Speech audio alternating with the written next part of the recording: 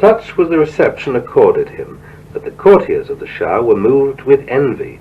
"Does not your Imperial Majesty realize," they protested, "that this Haji Syed Javad is none other than the man who, even prior to the declaration of the Syedi Bab, had proclaimed himself a Babi and had pledged his undying loyalty to his person?" The Shah, perceiving the malice which actuated their accusation, was sorely displeased, and rebuked them for their temerity and low-mindedness. "How strange," he is reported to have exclaimed, "whoever is distinguished by the uprightness of his conduct and the courtesy of his manners, my people forthwith denounce him as a Babi and regard him as an object worthy of my condemnation." Haji Syed Javad spent the last days of his life in Kerman, and remained until his last hour a staunch supporter of the faith. He never wavered in his convictions, nor relaxed in his unsparing endeavors for the diffusion of the cause. Sheikh Sultan-i Karbilai, whose ancestors ranked among the leading ulamas of Karbila, and who himself had been a firm supporter and intimate companion of Syed Kazim, was also among those who, in those days, had met the Bab in Shiraz. It was he who, at a later time, proceeded to Selemani in search of Baha'u'llah, and whose daughter was subsequently given in marriage to Akhe-i Kalim. When he arrived at Shiraz, he was accompanied by Sheikh Hassan-i Zunusi, to whom we have referred in the early pages of this narrative. To him the Bab assigned the task of transcribing, in collaboration with Mullah Abdul Karim, the tablets which he had lately revealed. Sheikh Sultan, who had been too ill at the time of his arrival to meet the Bab, received one night, while still on his sickbed, a message from his beloved, informing him that at about 2 hours after sunset he would himself visit him. That night the Ethiopian servant, who was acting as lantern-bearer to his master, was instructed to walk in advance at a distance which would keep away the attention of the people from him, and to extinguish the lantern as soon as he had reached his destination. I have heard Sheikh Sultan himself describe that nocturnal visit. The Bab, who had bidden me extinguish the lamp in my room ere he arrived, came straight to my bedside. In the midst of the darkness which enveloped us, I was holding fast to the hem of his garment, and was imploring him, "Fulfill my desire, O beloved of my heart, and allow me to sacrifice myself for thee, for no one else except thee is able to confer upon me this favor." "O Sheikh," the Bab replied, "I too yearn to immolate myself upon the altar of sacrifice. It behoves us both to cling to the garment of the best beloved, and to seek from him the joy and glory of martyrdom in his path. Rest assured I will, in your behalf, supplicate the Almighty to enable you to attain his presence. Remember me on that day, a day such as the world has never seen before." As the hour of parting approached, he placed in my hand a gift which he asked me to expend for myself. I tried to refuse, but he begged me to accept it. Finally, I acceded to his wish, whereupon he arose and departed. The allusion of the Bab that night to his best beloved excited my wonder and curiosity. In the years that followed, I oftentimes believed that the one to whom the Bab had referred was none other than Tahiri. I even imagined Syed-i-Uluv to be that person. I was sorely perplexed and knew not how to unravel this mystery. When I reached Karbila and attained the presence of Baha'u'llah, I became firmly convinced that he alone could claim such affection from the Bab, that he, and only he, could be worthy of such adoration. The second Nowruz, after the declaration of the Bab's mission, which fell on the 21st day of the month of Rabiul Awwal in the year AH 1262, AD 1846, found the Bab still in Shiraz, enjoying, under circumstances of comparative tranquillity and ease, the blessings of undisturbed association with his family and kindred. Quietly and unceremoniously, he celebrated the festival of Nowruz in his own home, and in accordance with his invariable custom, bountifully conferred upon both his mother and his wife the marks of his affection and favor. By the wisdom of his counsels and the tenderness of his love, he cheered their hearts and dispelled their apprehensions. He bequeathed to them all his possessions, and transferred to their names the title of his property. In a document which he himself wrote and signed, He directed that his house and its furniture, as well as the rest of his estate, should be regarded as the exclusive property of his mother and his wife, and that upon the death of the former, her share of the property should revert to his wife. The mother of the Bab failed at first to recognize the significance of the mission proclaimed by her son. She remained for a time unaware of the magnitude of the forces latent in his revelation. As she approached the end of her life, however, she was able to perceive the inestimable quality of that treasure which she had conceived and given to the world. It was Baha'u'llah who eventually enabled her to discover the value of that hidden treasure, which had lain for so many years concealed from her eyes. She was living in Iraq, where she hoped to spend the remaining days of her life, when Baha'u'llah instructed two of his devoted followers, Haji Syed Javad-e Karbelai and the wife of Haji Abdul Majid-e Shirazi, both of whom were already intimately acquainted with her, to instruct her in the principles of the faith. She acknowledged the truth of the cause and remained until the closing years of the 13th century A.H., that is, the 13th century A.H. ended in October A.D. 1882, when she departed this life, fully aware of the bountiful gifts which the Almighty had chosen to confer upon her. The wife of the Bab, unlike his mother, perceived at the earliest dawn of his revelation the glory and uniqueness of his mission, and felt from the beginning the intensity of its force. No one except Tahiri, among the women of her generation, surpassed her in the spontaneous character of her devotion, nor excelled the fervor of her faith. To her, the Bab confided the secret of his future sufferings, and unfolded to her eyes the significance of the events that were to transpire in his day. He bade her not to divulge this secret to his mother, and counselled her to be patient and resigned to the will of God. He entrusted her with a special prayer, revealed and written by himself, the reading of which, he assured her, would remove her difficulties and lighten the burden of her woes. In the hour of your perplexity, he directed her, recite this prayer ere you go to sleep. I myself will appear to you, and will banish your anxiety. Faithful to his advice, every time she turned to him in prayer, the light of his unfailing guidance illumined her path and resolved her problems.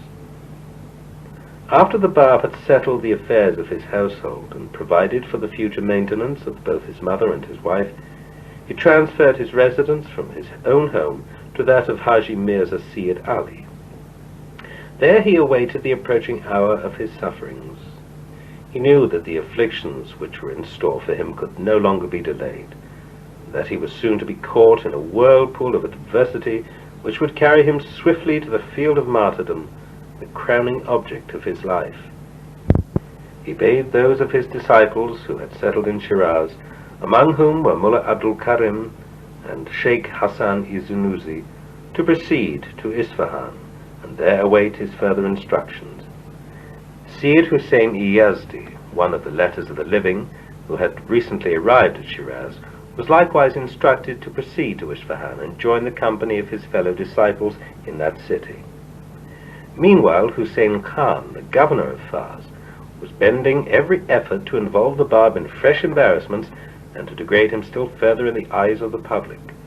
The smouldering fire of his hostility was fanned to flame by the knowledge that the Bab was allowed to pursue unmolested the course of his activities, that he was still able to associate with certain of his companions, and that he continued to enjoy the benefits of unrestrained fellowship with his family and kindred.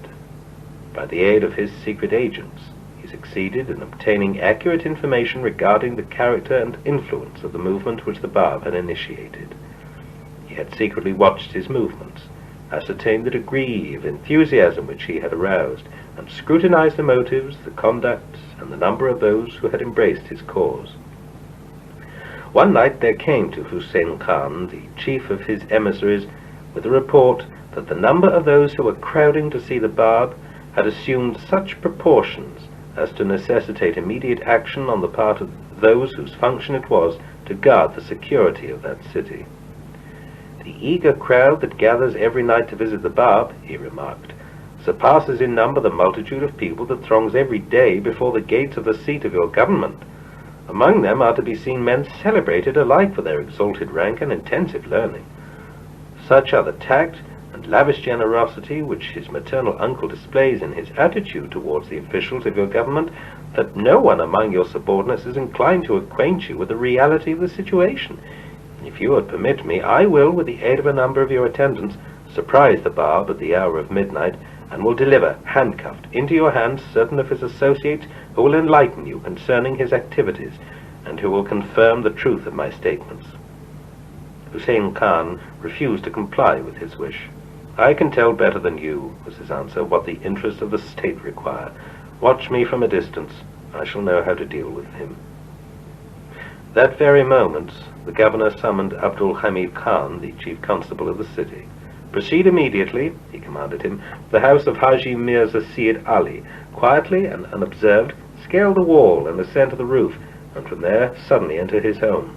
Arrest the Syedi Bab immediately, and conduct him to this place together with any of the visitors who may be present with him at that time. Confiscate whatever books and documents you are able to find in that house. As to Haji Mirza Syed Ali, it is my intention to impose upon him the following day the penalty for having failed to redeem his promise. I swear by the imperial diadem of Muhammad Shah that this very night I shall have the Syedi Bab executed together with his wretched companions. Their ignominious death will quench the flame they have kindled, and will awaken every would-be follower of that creed to the danger that awaits every disturber of the peace in this realm. By this act I shall have extirpated a heresy, the continuance of which constitutes the gravest menace to the interest of the state." Abdul Hamid Khan retired to execute his task. He, together with his assistants, broke into the house of Haji Mirza Syed Ali on the 23rd of September AD 1845, and found the Bab in the company of his maternal uncle and a certain Syed Qasim-i Zanjani, who was later martyred in Mazindaran, and whose brother, Syed Murtaza, was one of the 7 martyrs of Tehran. He immediately arrested them, collected whatever documents he could find, ordered Haji Mirza Syed Ali to remain in his house, and conducted the rest to the seat of government. The Bab, undaunted and self-possessed, was heard to repeat this verse of the Koran: "That with which they are threatened is for the morning. Is not the morning near?" No sooner had the chief constable reached the marketplace than he discovered, to his amazement, that the people of the city were fleeing from every side in consternation, as if overtaken by an appalling calamity. He was struck with horror when he witnessed the long train of coffins being hurriedly transported through the streets, each followed by a procession of men and women, loudly uttering shrieks of agony and pain. This sudden tumult, the lamentations, the affrighted countenances, the imprecations of the multitude distressed and bewildered him. He inquired as to the reason. "This very night," he was told, "a plague of exceptional virulence has broken out." It was, in fact, the outbreak of cholera. "We are smitten by this devastating power. Already since the hour of midnight it has extinguished the lives of over 100 people. Alarm and despair reign in every house. The people are abandoning their homes, and in their plight are invoking the aid of the Almighty." A footnote says, the Bab refers to this incident in the Dala'il-i-Sadeh in the following terms: "Recall the first days of the manifestation, how many people died of cholera. That was one of the wonders of the manifestation, yet no one understood it. During 4 years the scourge raged among the Mohammedan Shiites without anyone grasping its true significance." From the Book of 7 Proofs, translated by A.L.M. Nicholas, pages 61 to 62. Abdul Hamid Khan, terrified by this dreadful intelligence, ran to the home of Hussein Khan. An old man who guarded his house and was acting as doorkeeper informed him that the house of his master was deserted, that the ravages of the pestilence had devastated his home and afflicted the members of his household. 2 of his Ethiopian maids, he was told, and a manservant have already fallen victims to this scourge, and members of his own family are now dangerously ill. In his despair my master has abandoned his home and, leaving the dead unburied, has fled with the rest of his family to the Baha'i Takht. Footnote says a garden in the outskirts of Shiraz. Abdul Hamid Khan decided to conduct the Bab to his own home and keep him in his custody pending instructions from the governor. As he was approaching his house, he was struck by the sound of weeping and wailing of the members of his household. His son had been attacked by the plague and was hovering on the brink of death. In his despair he threw himself at the feet of the Bab and tearfully implored him to save the life of his son. He begged him to forgive his past transgressions and misdeeds. "I adjure you," he entreated the Bab as he clung to the hem of his garment, "by him who has elevated you to this exalted position, to intercede in my behalf and to offer a prayer for the recovery of my son. Suffer not that he in the prime of his youth be taken away from me. Punish him not for the guilt which his father has committed. I repent of what I have done, and at this moment resign my post. I solemnly pledge my word that never again will I accept such a position, even though I perish of hunger." The Bab, who was in the act of performing his ablutions and was preparing to offer the prayer of dawn, directed him to take some of the water with which he was washing his face to his son and request him to drink it. This, he said, would save his life. No sooner had Abdul Hamid Khan witnessed the signs of the recovery of his son than he wrote a letter to the governor, in which he acquainted him with the whole situation and begged him to cease his attacks on the Bab. "Have pity on yourself," he wrote to him, "as well as on those whom Providence has committed to your care. Should the fury of this plague continue its fatal course, no one in this city, I fear, will by the end of this day have survived the horror of its attack." Hussein Khan replied that the Bab should be immediately released and given freedom to go wherever he might please. As soon as an account of these happenings reached Tehran and was brought to the attention of the Shah, an imperial edict dismissing Hussein Khan from office was issued and sent to Shiraz. From the day of his dismissal, that shameless tyrant fell a victim to countless misfortunes, and was in the end unable to earn even his daily bread. No one seemed willing or able to save him from his evil plight. When, at a later time, Baha'u'llah had been banished to Baghdad, Hussein Khan sent him a letter, in which he expressed repentance and promised to atone for his past misdeeds, on condition that he should regain his former position. Baha'u'llah refused to answer him. Sunk in misery and shame, he languished until his death. The Bab, who was staying at the home of Abdul Hamid Khan, sent Syed Kazim to request Haji Mirza Syed Ali to come and see him. He informed his uncle of his intended departure from Shiraz, entrusted both his mother and his wife to his care, and charged him to convey to each the expression of his affection and the assurance of God's unfailing assistance. "Wherever they may be," he told his uncle as he bade him farewell, "God's all-encompassing love and protection will surround them. I will again meet you amid the mountains of Azerbaijan, from whence I will send you forth to obtain the crown of martyrdom. I myself will follow you, together with one of my loyal disciples, and will join you in the realm of eternity." Chapter 10. The Bab's Sojourn in Isfahan. The summer of the year AH 1262, AD 1846, was drawing to a close, when the Bab bade his last farewell to his native city of Shiraz, and proceeded to Isfahan. Syed Kazim-i Zanjani accompanied him on that journey. As he approached the outskirts of the city, he wrote a letter to the governor of the province, Manushir Khan, the Mutamidud Dawle, in which he requested him to signify his wish as to the place where he could dwell. The letter, which he entrusted to Syed Kazim, was expressive of such courtesy and revealed such exquisite penmanship that the Mutamid was moved to instruct the Sultanul Ulama, the Imam Jumi of Isfahan, the foremost ecclesiastical authority of that province, to receive the Bab in his own home, and to accord him a kindly and generous reception. In addition to his message, the governor sent the Imam Jumi the letter he had received from the Bab. The Sultanul Ulama accordingly bade his own brother, whose savage cruelty in later years earned him the appellation of Raksha from Baha'u'llah. Footnote says Raksha means female serpent. To proceed with a number of his favorite companions to meet and escort the expected visitor to the gate of the city. As the Bab approached, the Imam Jumi went out to welcome him in person, and conducted him ceremoniously to his house.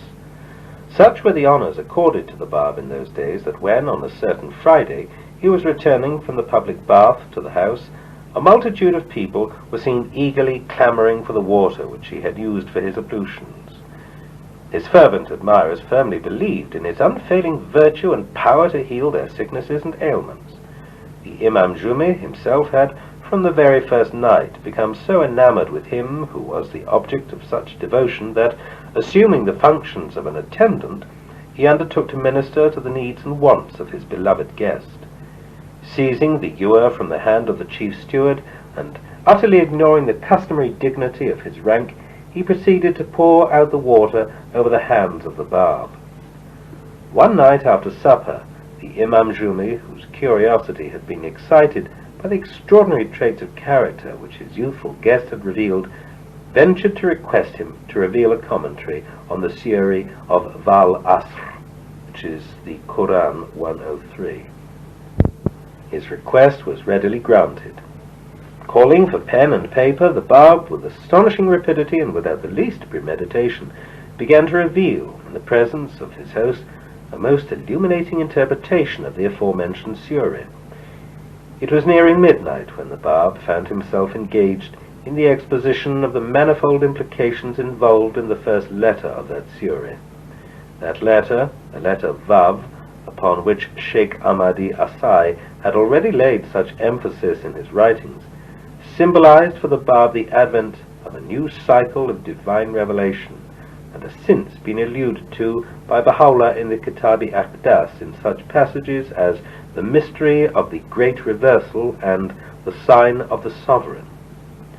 The Bab soon after began to chant, in the presence of his host and his companions, the homily with which he had prefaced his commentary on the surah. Those words of power confounded his hearers with wonder. They seemed as if bewitched by the magic of his voice.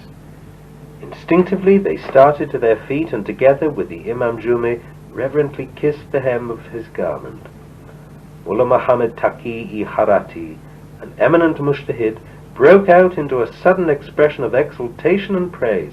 "Peerless and unique," he exclaimed, "as are the words which have streamed from this pen, to be able to reveal within so short a time, and in so legible a writing, so great a number of verses as to equal a fourth, nay, a third of the Koran, is in itself an achievement such as no mortal, without the intervention of God, could hope to perform. Neither the cleaving of the moon nor the quickening of the pebbles of the sea can compare with so mighty an act." As the Bab's fame was being gradually diffused over the entire city of Isfahan, an unceasing stream of visitors flowed from every quarter to the house of the Imam Jumi. A few to satisfy their curiosity, others to obtain a deeper understanding of the fundamental verities of his faith, and still others to seek the remedy for their ills and sufferings. The Mu'tamid himself came one day to visit the Bab, and while seated in the midst of an assemblage of the most brilliant and accomplished divines of Isfahan, requested him to expound the nature and demonstrate the validity of the Nubuvat-i Khasi, which is Muhammad's specific mission. He had previously, in that same gathering, called upon those who were present to adduce such proofs and evidences in support of this fundamental article of their faith as would constitute an unanswerable testimony for those who were inclined to repudiate its truth. No one, however, seemed capable of responding to his invitation. "Which do you prefer?" asked the Bab, "a verbal or a written answer to your question?"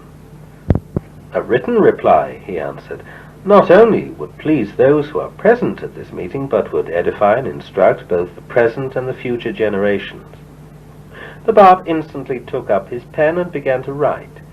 In less than 2 hours he had filled about 50 pages with a most refreshing and circumstantial inquiry into the origin, the character, and the pervasive influence of Islam. The originality of his dissertation, the vigor and vividness of the style, the accuracy of its minutest details, invested his treatment of that noble theme with an excellence which no one among those who were present on that occasion could have failed to perceive.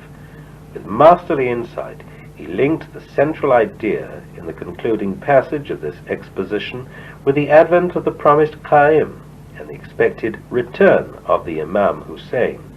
A footnote says reference to his own mission and to Baha'u'llah's subsequent revelation. He argued with such force and courage that those who heard him recite its verses were astounded by the magnitude of his revelation. No one dared to insinuate the slightest objection, much less openly to challenge his statements. The Mu'tamid could not help giving vent to his enthusiasm and joy. "Hear me!" he exclaimed. "Members of this revered assembly, I take you as my witnesses. Never until this day have I in my heart been firmly convinced of the truth of Islam. I can henceforth, thanks to this exposition penned by this youth, declare myself a firm believer in the faith proclaimed by the Apostle of God. I solemnly testify to my belief in the reality of the superhuman power with which this youth is endowed, a power which no amount of learning can ever impart." With these words, he brought the meeting to an end. The growing popularity of the Bab aroused the resentment of the ecclesiastical authorities of Isfahan, who viewed with concern and envy the ascendancy which an unlearned youth was slowly acquiring over the thoughts and consciences of their followers. They firmly believed that unless they rose to stem the tide of popular enthusiasm, the very foundations of their existence would be undermined. A few of the more sagacious among them thought it wise to abstain from acts of direct hostility to either the person or the teachings of the Bab, as such action, they felt, would serve only to enhance his prestige and consolidate his position. The mischief-makers, however, were busily engaged in disseminating the wildest reports concerning the character and claims of the Bab. These reports soon reached Tehran and were brought to the attention of Haji Mirza Akazi, the Grand Vizier of Muhammad Shah. This haughty and overbearing minister viewed with apprehension the possibility that his sovereign might one day feel inclined to befriend the Bab, an inclination which he felt sure would precipitate his own downfall. The Haji was, moreover, apprehensive lest the Mu'tamid, who enjoyed the confidence of the Shah, should succeed in arranging an interview between the sovereign and the Bab. He was well aware that should such an interview take place, the impressionable and tender-hearted Muhammad Shah would be completely won over by the attractiveness and novelty of that creed. Spurred on by such reflections, he addressed a strongly worded communication to the Imam Jumi, in which he upbraided him for his grave neglect of the obligation imposed upon him to safeguard the interests of Islam. "We had expected you," Haji Mirza Akazi wrote him, "to resist with all your power every cause which conflicts with the best interests of the government and the people of this land. You seem instead to have befriended, nay, to have glorified, the author of this obscure and contemptible movement." He likewise wrote a number of encouraging letters to the ulamas of Isfahan, whom he had previously ignored, but upon whom he now lavished his special favors. The Imam Jumi, while refusing to alter his respectful attitude towards his guest, was induced by the tone of the message he had received from the Grand Vizier to instruct his associates to devise such means as would tend to lessen their ever-increasing number of visitors who thronged each day to the presence of the Bab. Muhammad Misi, surnamed the Safihul Ulama, son of the late Haji Kalbasi, in his desire to gratify the wish and to earn the esteem of Haji Mirza Akazi, began to calumniate the Bab from the pulpit in the most unseemly language. As soon as the Mu'tamid was informed of these developments, he sent a message to the Imam Jumi in which he reminded him of the visit he as governor had paid to the Bab, and extended to him, as well as to his guest, an invitation to his home.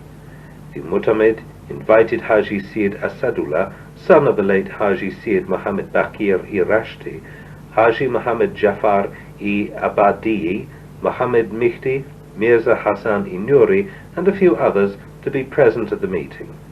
Haji Syed Asadullah refused the invitation and endeavored to dissuade those who had been invited from participating in that gathering. "I have sought to excuse myself," he informed them, "and I would most certainly urge you to do the same. I regard it as most unwise of you to meet the Syedi Bab face to face. He will, no doubt, reassert his claim, and will, in support of his argument, adduce whatever proof you may desire him to give, and without the least hesitation will reveal as a testimony to the truth he bears verses of such number as would equal half the Koran. In the end he will challenge you in these words, "Produce likewise, if ye be men of truth." We can in no wise successfully resist him. If we disdain to answer him, our impotence will have been exposed. If we, on the other hand, submit to his claim, we shall not only be forfeiting our own reputation, our own prerogatives and rights, but will have committed ourselves to acknowledge any further claims that he may feel inclined to make in the future. Haji Muhammad Jafar heeded this counsel and refused to accept the invitation of the governor. Muhammad Mihdi, Mirza Hassan-i Nuri, and a few others who disdained such advice presented themselves at the appointed hour at the home of the Mutamid. At the invitation of the host, Mirza Hassan, a noted Platonist, requested the Bab to elucidate certain abstruse philosophical doctrines connected with the Arshi of Mulla Sadra, the meaning of which only a few had been able to unravel. In simple and unconventional language, the Bab replied to each of his questions. Mirza Hassan, though unable to apprehend the meaning of the answers which he had received, realized how inferior was the learning of the so-called exponents of the Platonic and the Aristotelian schools of thought of his day to the knowledge displayed by that youth. Muhammad Mihdi ventured in his turn to question the Bab regarding certain aspects of the Islamic law. Dissatisfied with the explanation he received, he began to contend idly with the Bab. He was soon silenced by the Mutamid, who, cutting short his conversation, turned to an attendant and, bidding him to light the lantern, gave the order that Muhammad Mihdi be immediately conducted to his home. The Mutamid subsequently confided his apprehensions to the Imam Jumi. "I fear the machinations of the enemies of the Sayyid Bab," he told him. "The Shah has summoned him to Tehran. I am commanded to arrange for his departure. I deem it more advisable for him to stay in my home until such time as he can leave this city." The Imam Jumi acceded to his request and returned alone to his house. The Bab had tarried 40 days at the residence of the Imam Jumi. While he was still there, a certain Mullah Muhammad Taqi-i-Harati, who was privileged to meet the Bab every day, undertook, with his consent, to translate one of his works, entitled Rizali-i Furu-i Adliye, from the original Arabic into Persian. The service he thereby rendered to the Persian believers was marred, however, by his subsequent behavior. Fear suddenly seized him, and he was induced eventually to sever his connection with his fellow believers. Ere the Bab had transferred his residence to the house of the Mutamid, Mirza Ibrahim, father of the Sultanush Shuhada and elder brother of Mirza Muhammad Ali Inari, to whom we have already referred, invited the Bab to his home one night. Mirza Ibrahim was a friend of the Imam Jumi, was intimately associated with him, and controlled the management of all his affairs. The banquet which was spread for the Bab that night was one of unsurpassed magnificence. It was commonly observed that neither the officials nor the notables of the city had offered a feast of such magnitude and splendor. The Sultanush Shuhada and his brother, the Mahbubush Shuhada, were lads of 9 and 11 respectively, served at the banquet and received special attention from the Bab. That night, during dinner, Mirza Ibrahim turned to his guest and said, "My brother, Mirza Muhammad Ali, has no child. I beg you to intercede in his behalf and to grant his heart's desire." The Bab took a portion of the food with which he had been served, placed it with his own hands on a platter, and handed it to his host, asking him to take it to Mirza Muhammad Ali and his wife. "Let them both partake of this," he said. "Their wish will be fulfilled." By virtue of that portion which the Bab had chosen to bestow upon her, the wife of Mirza Muhammad Ali conceived and in due time gave birth to a girl, who eventually was joined in wedlock with the most great branch. This is a reference to Munir-i Khanum's marriage with Abdul-Baha, a union that came to be regarded as the consummation of the hopes entertained by her parents. The high honors accorded to the Bab served further to inflame the hostility of the ulamas. With feelings of dismay they beheld on every side evidences of his all-pervasive influence invading the stronghold of orthodoxy and subverting their foundations. They summoned a gathering at which they issued a written document, signed and sealed by all the ecclesiastical leaders of the city, condemning the Bab to death. They all concurred in this condemnation, with the exception of Haji Syed Asadullah and Haji Muhammad Jafar-i Abadi, both of whom refused to associate themselves with the contents of so glaringly abusive a document. The Imam Jumi, though declining to endorse the death warrant of the Bab, was induced by reason of his extreme cowardice and ambition to add to that document in his own handwriting the following testimony. I testify that in the course of my association with this youth, I have been unable to discover any act that would in any way betray his repudiation of the doctrines of Islam. On the contrary, I have known him as a pious and loyal observer of its precepts. The extravagance of his claims, however, and his disdainful contempt for the things of the world incline me to believe that he is devoid of reason and judgment. No sooner had the Mu'tamid been informed of the condemnation pronounced by the ulamas of Isfahan that he determined, by a plan which he himself conceived, to nullify the effects of that cruel verdict. He issued immediate instructions that towards the hour of sunset the Bab, escorted by 500 horsemen of the governor's own mounted bodyguard, should leave the gate of the city and proceed in the direction of Tehran. Imperative orders had been given that at the completion of each farsang 100 of this mounted escort should return directly to Isfahan. To the chief of the last remaining contingent, a man in whom he placed implicit confidence, the Mu'tamid confidentially intimated his desire that at every Maidan 20 of the remaining 100 should likewise be ordered by him to return to the city. Of the 20 remaining horsemen, the Mu'tamid directed that 10 should be dispatched to Ardistan for the purpose of collecting the taxes levied by the government, and that the rest, all of whom should be of his tried and most reliable men, should, by an unfrequented route, bring the Bab back in disguise to Isfahan. They were, moreover, instructed so to regulate their march that before dawn of the ensuing day the Bab should have arrived at Isfahan and should have been delivered into his custody. This plan was immediately taken in hand and duly executed. At an unsuspected hour, the Bab re-entered the city, was directly conducted to the private residence of the Mu'tamid, known by the name of Imarat-i-Khurshid, and was introduced through a side entrance reserved for the Mu'tamid himself into his private apartments.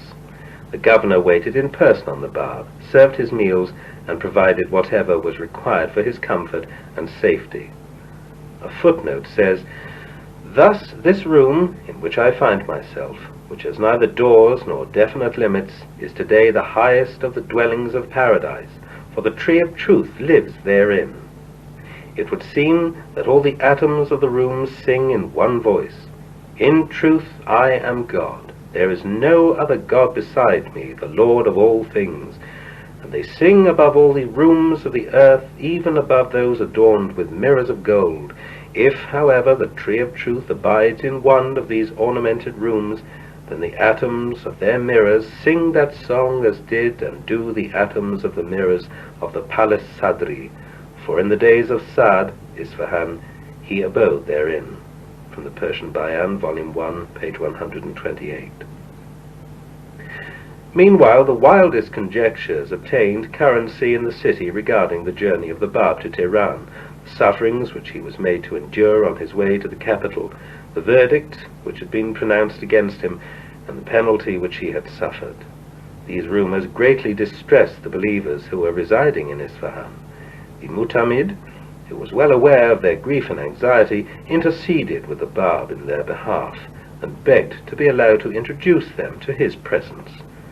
The Bab addressed a few words in his own handwriting to Mullah Abdul Karim-i-Qazvini, who had taken up his quarters in the Madrisi of Nim Avad, and instructed the Mu'tamid to send it to him by a trusted messenger.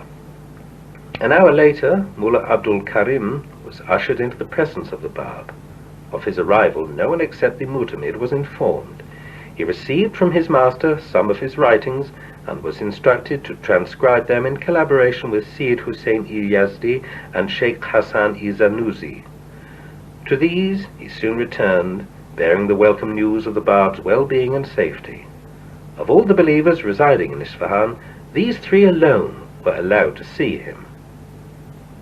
One day, while seated with the Bab in his private garden within the courtyard of his house, the Mu'tamid, taking his guest into his confidence, addressed him in these words: "The Almighty Giver has endowed me with great riches. I know not how best to use them.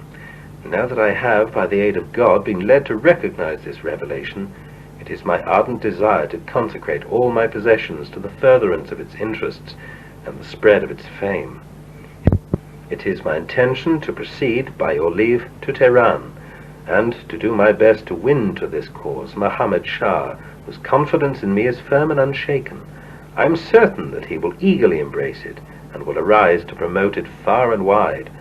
I will also endeavor to induce the Shah to dismiss the profligate Haji Mirza Qazi, the folly of whose administration has well nigh brought this land to the verge of ruin. Next, I will strive to obtain for you the hand of one of the sisters of the Shah, and will myself undertake the preparation of your nuptials. Finally, I hope to be able to incline the hearts of the rulers and kings of the earth to this most wondrous cause, and to extirpate every lingering trace of that corrupt ecclesiastical hierarchy that has stained the fair name of Islam." "May God requite you for your noble intentions," the Bab replied.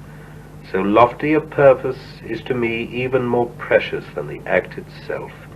Your days and mine are numbered, however.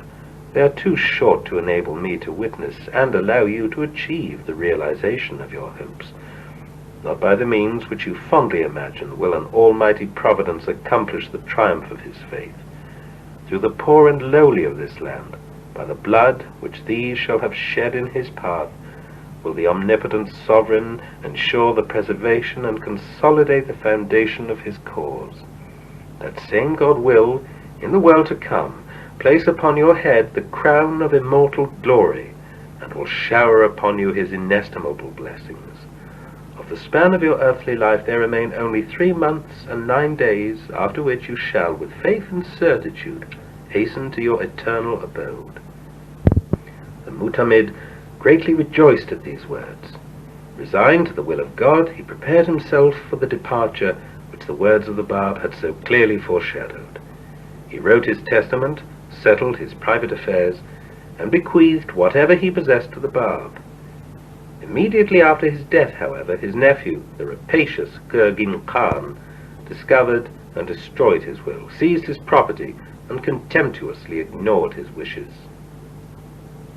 As the days of his earthly life were drawing to a close, the Mu'tamid increasingly sought the presence of the Bab, and, in his hours of intimate fellowship with him, obtained a deeper realization of the spirit which animated his faith. "As the hour of my departure approaches," he one day told the Bab, "I feel an undefinable joy pervading my soul, but I am apprehensive for you. I tremble at the thought of being compelled to leave you to the mercy of so ruthless a successor as Gurgin Khan.